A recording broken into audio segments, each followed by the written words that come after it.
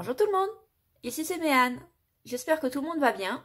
Pour la vidéo d'aujourd'hui, je me suis dit que ça pourrait être amusant d'utiliser le matériel que j'ai acheté récemment chez Action pour faire un junk journal vraiment matériel Action. Comme ça, s'il y a des débutants, débutantes parmi vous, ou si vous n'avez pas beaucoup de matériel, n'hésitez pas à vous lancer avec moi. Je me suis fixé un petit cadre, donc l'objectif c'est vraiment d'utiliser le matériel acheté récemment le plus possible, puisque d'une manière générale ils faisaient partie d'une même collection, donc ils vont ensemble. Je m'autorise quand même aussi l'utilisation de matériel Action acheté auparavant, notamment des blocs 30-30. D'abord parce que j'ai beaucoup de stock chez moi, mais c'est aussi une histoire de grammage de papier. Il pourra m'arriver aussi d'utiliser du matériel qui techniquement ne vient pas de chez Action, mais dont on peut trouver l'équivalent chez Action. Par exemple, j'ai commencé à mettre de côté des feuilles de couleurs comme ça. Certaines viennent de chez Action. Toutes les couleurs ne proviennent pas de chez Action, mais c'est histoire de dire des pages colorées, on en trouve là-bas. Donc pour moi, c'est validé. Je me mets de côté aussi, je ne sais pas encore ce que je vais faire, comme d'habitude. Mais je m'autorise aussi l'utilisation d'emballages alimentaires, d'enveloppes, de choses recyclées, de papier teint avec du café, parce que, bon, moi j'aime pas le café, mais c'est quelque chose qu'on trouve facilement ou qu'on a déjà à la maison. J'ai envie d'essayer quelque chose avec la couverture, ça me taraude depuis longtemps. Et je me suis dit, allez, je vais essayer pour ce projet-là. Donc vraiment extraire tout ce que je peux du matériel acheté récemment chez Action, y compris les dos cartonnés.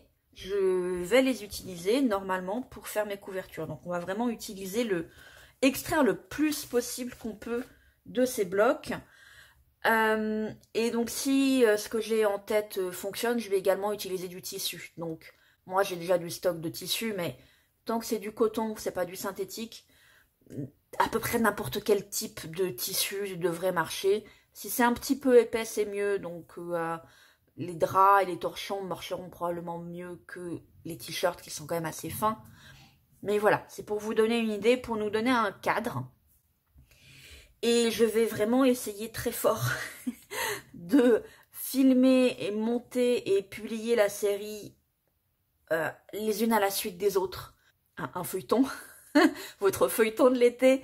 Je sais pas combien de vidéos il va y avoir, mais enfin voilà, je promets rien, mais c'est un peu mon objectif. Je vais filmer ça par section, je verrai au montage un petit peu ce que ça donne, et puis je vous retrouve tout de suite dans la première section de la vidéo. Faut se donner un point de départ, on va démarrer par le papier. Je vais très probablement pas utiliser toutes les feuilles qui se trouvaient dans les blocs parce qu'il y en a quand même beaucoup et c'est plus intéressant quand on a de la variété, même si les feuilles elles-mêmes sont différentes.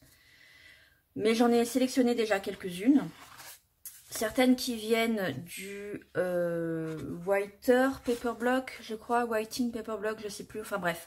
Celles qui sont recto verso, j'en ai sélectionné 4. Et celles qui viennent de l'autre bloc, qui était plus en thématique jardinage, qui elles sont juste imprimées sur un côté. Le papier est épais. Je m'attends donc à ce que mon junk journal devienne vite assez épais. Une fois qu'elles vont être pliées en deux, les enveloppes qui sont tirées de ces blocs-là font le même grammage. Donc rapidement, mon junk journal va devenir assez épais. C'est quelque chose qu'il faut avoir en tête dès le début. Ça va avoir deux conséquences. La première, c'est que souvent vous me voyez faire un seul livret dans mes junk journal, voire plusieurs, et je mets entre 7 et 14 pages par livret, 14 si j'en fais qu'un, 7 si j'en fais plusieurs. Là, j'ai décidé que je vais très probablement faire 4 pages par livret, ce qui veut dire que je vais avoir pas mal de livrets. Pour me servir un petit peu de modèle et de point de repère, même si je ne sais pas encore si je vais m'en servir, je vais me guider avec une boîte de céréales et notamment l'épaisseur de la tranche. Juste pour avoir quelque chose auquel me référer régulièrement. Je me suis fait une tisane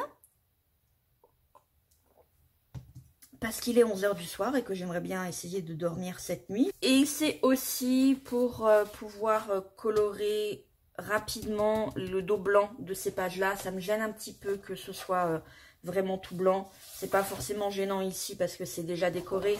Mais comme mes autres pages, je vais aussi utiliser des pages teintées avec du café, ça me gêne un petit peu. Alors, le thé, généralement, est moins foncé en résultat que le café. Moi, en plus, c'est même pas du thé, c'est une tisane. Mais bon. On va voir ce que ça va donner.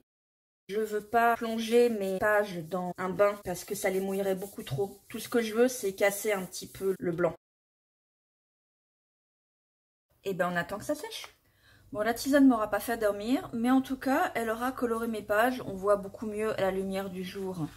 Le résultat, c'est plus orange que ce à quoi je m'attendais, mais ça me convient. Ça aura quand même fait plus gondoler mes pages que ce que j'aurais voulu. Et pourtant, je les ai laissées toute la nuit sous un gros bouquin. Je vous avais pas dit, je crois, pourquoi j'allais faire des livrets avec seulement 4 pages. Plus vous mettez de pages dans vos livrets, plus il va y avoir de la tension au niveau de votre fil et plus vous risquez d'abîmer, de déchirer les pages au niveau de la couture quand vous allez les tourner. Si je compte le nombre de feuilles comme ça que j'ai mises de côté, bah, j'en ai 7. Donc je pense que je vais partir sur un principe de 7 livrets. Ça va faire beaucoup, mais bon. Et vu que celles-ci sont recto verso, et que ce sont en plus un petit peu mes préférés, je vais, en tout cas ces 3-là, sur les 7, je vais les mettre en page centrale. Par contre, là où j'aurais dû y réfléchir avant, c'est plus intéressant d'avoir la page vraiment centrale qui s'ouvre et qui reste pleine côté ligne. Comme ça, vous pouvez toujours tourner votre junk journal et avoir la bonne orientation. Donc, j'espère que ça ne va pas casser le papier. Non, ça va. Le fait que je les retourne, mais j'aurais dû y penser avant de les plier, histoire de les plier directement dans le bon sens. Je vais commencer à devoir décider un petit peu de l'ordre de mes pages. J'ai déjà préparé également 7 enveloppes qui vont avec les papiers. J'ai sorti également des enveloppes comme ça qui viennent de chez Action et que je vous avais déjà montré. Alors celle-ci, non, mais celle-ci, elle a été teinte avec du café. Celle-ci, j'avais décollé l'enveloppe, collé une feuille de chez Action et refermé l'enveloppe pour pouvoir faire semblant de décorer l'intérieur. Donc c'est du Action, je vais essayer de les utiliser. Celles-ci, elles sont un peu trop grandes. Je pense que je vais les coller comme ça pour faire un effet pochette comme ça, ou peut-être coller sur 3 côtés et juste ouvert comme ça, et en plus avoir l'enveloppe. Ce qui veut dire qu'il va falloir qu'on fasse des journaling cards et des tags, mes amis. J'ai d'autres enveloppes de côté. Alors celle-ci, c'est une moyen format. Je pense que je vais la plier en 2 pour faire quelque chose comme ça. J'en ai des plus petites, sans et avec fenêtre. Pareil, je vais les mettre comme ça, pour que ça me fasse des pochettes ici. Celles avec fenêtre, je les ai pas pliées au milieu pour garder la fenêtre ici en entier. Et du coup, ça me fait une plus grande pochette ici que en face. Et j'ai également sorti des enveloppes comme ça. Alors ça, c'est juste pour cacher mon nom et adresse, hein. Mais je les ai rentrées l'une dans l'autre et je vais en faire des pages comme ça.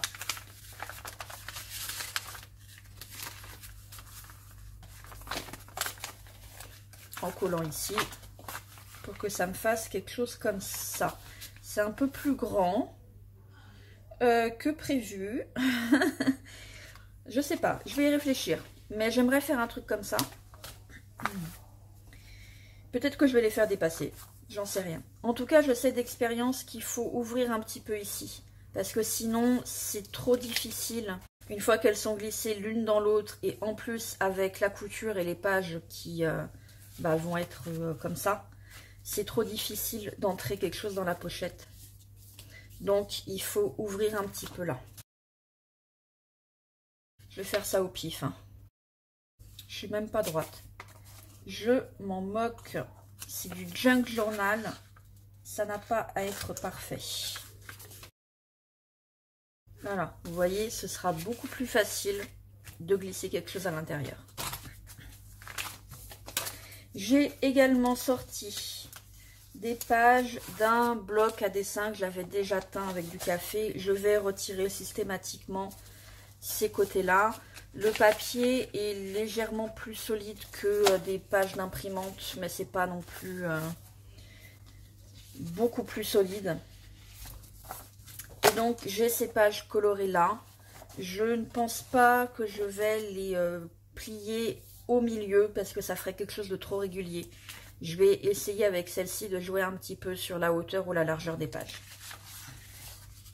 L'ordre de mes pages commence à prendre forme. J'avais 7 pages des blocs de chez Action, donc une par livret. J'avais sorti 7 pages colorées, une par livret et 7 pages teintes avec du café, et il y en a 2 qui étaient teintes avec du colorant alimentaire rouge pour leur donner une couleur rose qui rappelle un peu la teinture d'avocat. Donc à nouveau une par livret. Ensuite, je vous ai dit qu'il y en a certaines des pages du bloc de chez Action qui allaient être au milieu, 3 sur les 7. Donc j'ai aussi fait une alternance. Celle-ci, c'est donc ma première parce que je veux faire quelque chose. Donc elle est à l'extérieur, ce qui veut dire que dans le livret suivant, la page du bloc de chez Action sera à l'intérieur. Puis à l'extérieur, puis à l'intérieur. Celle-ci. Puis extérieur, intérieur et enfin extérieur. Ensuite, en fonction un petit peu de la couleur de cette page-là, j'ai choisi la page colorée. Dans l'ensemble, j'ai essayé un petit peu de garder les mêmes tons. Avoir une idée de comment je répartis mes pages dans chaque livret va pouvoir m'aider à plier les pages pour savoir est-ce que je les plie à la moitié ou est-ce que je les plie de façon différente. Je ne sais pas encore si je vais m'en servir dans ce projet, mais c'est un effet que j'aime beaucoup utiliser d'une manière générale dans mes junk journal.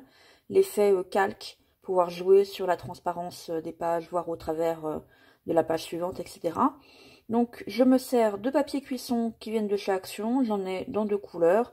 Je les découpe pour l'instant au format A4, je les plie en 2 et on verra bien.